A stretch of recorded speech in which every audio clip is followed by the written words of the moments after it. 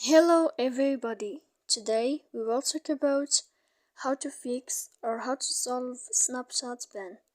To know how to fix or how to solve Snapchat ban, you should just go to settings, then we click apps, default apps, app settings. After that you will enter to this window of Snapchat and you will click. Here in this list of app info you will enter to first stop and you click OK.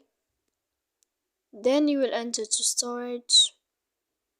After that we click clear cache.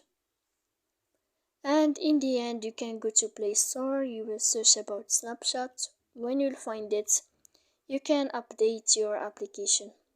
So please don't forget to support us by like and subscribe. See you next time in another video.